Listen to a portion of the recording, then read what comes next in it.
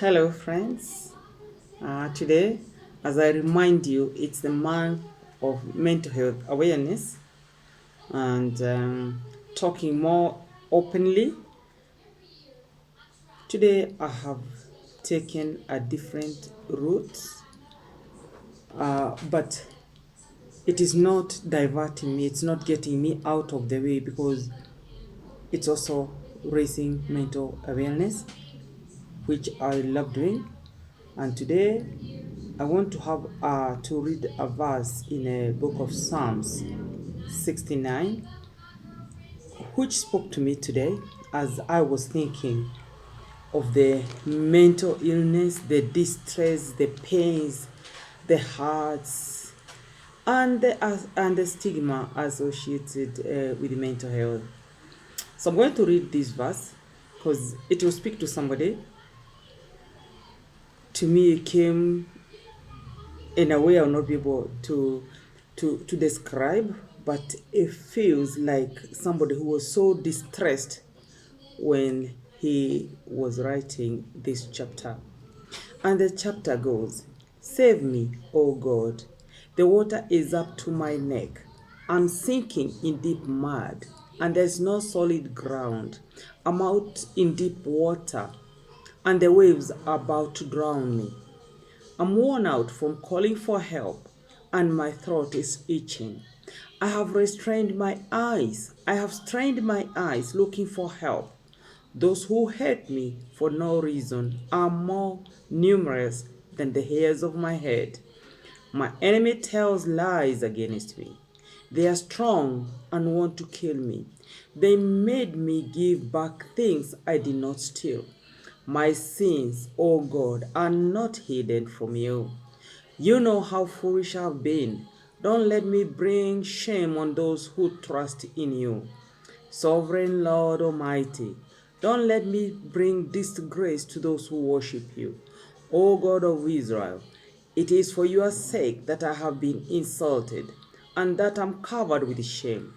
I'm like a stranger to my relatives, like a foreigner to my family. My devotion to your temple burns in me like a fire.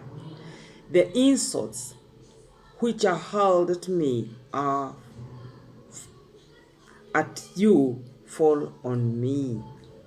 I humble myself by fasting, and people insult me. I dress myself in clothes of mourning, and they laugh at me. They talk about me in the streets, and drunkards make up songs about me.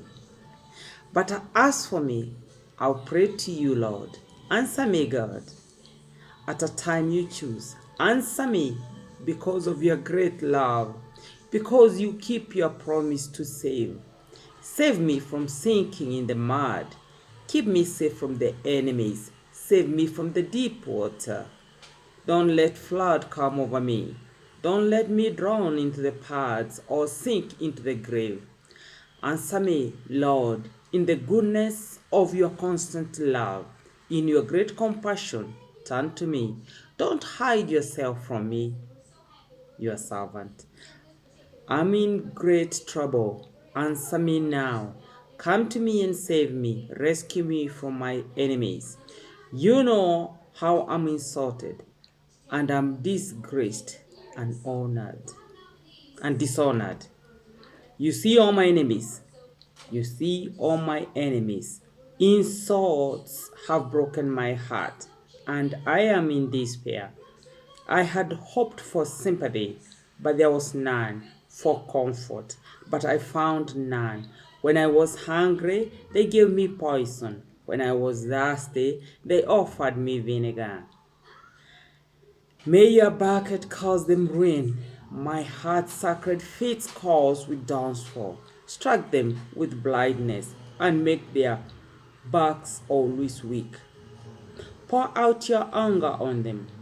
Let your indignation overtake them.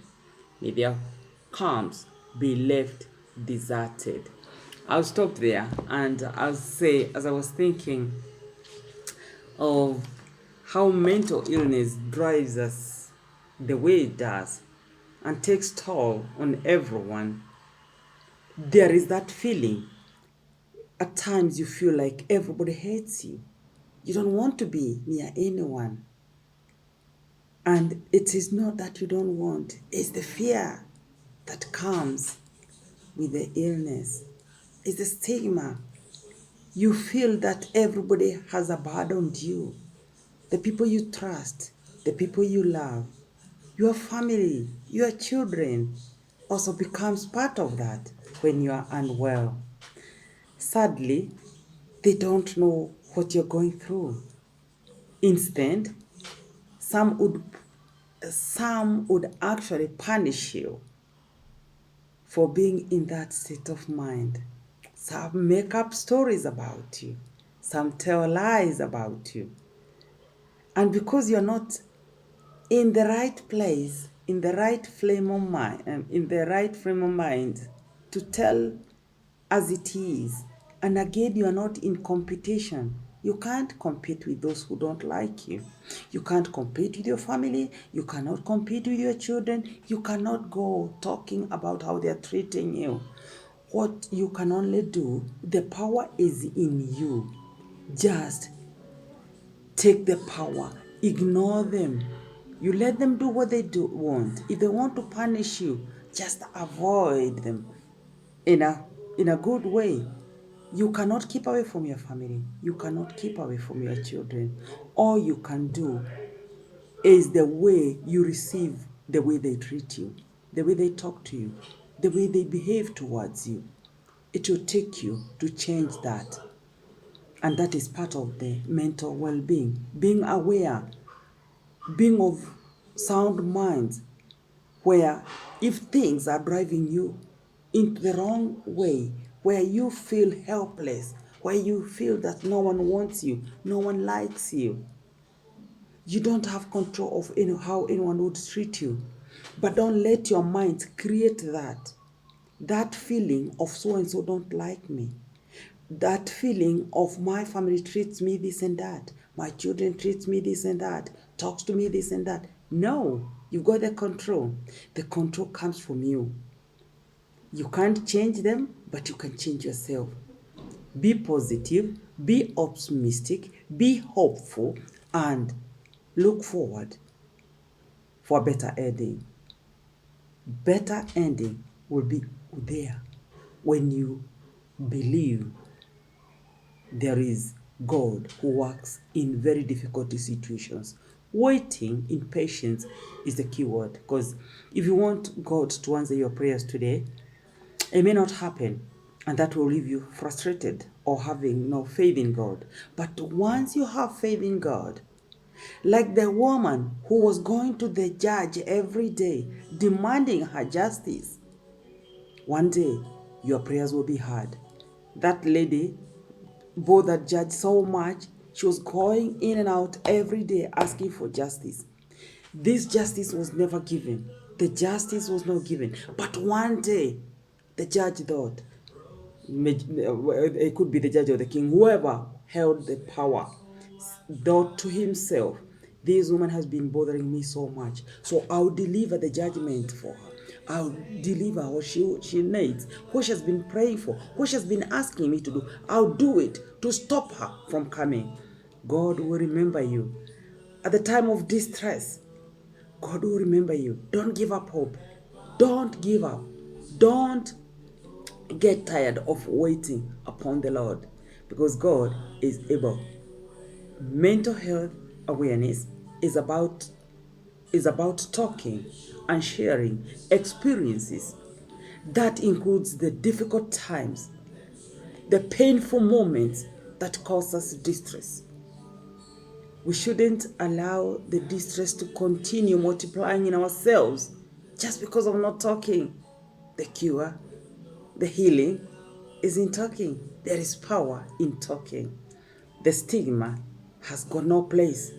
We shouldn't allow the stigma to continue tormenting us by not talking, by not expressing our feelings, by not sharing how we are feeling. This is the mental well-being awareness or mental health awareness week month. Let's do it, and we do it with passion. Let's talk. Let's reach out. Thank you so much. Think out loud, and let's talk mental well being. And I'm glad to have tuned in. Thank you.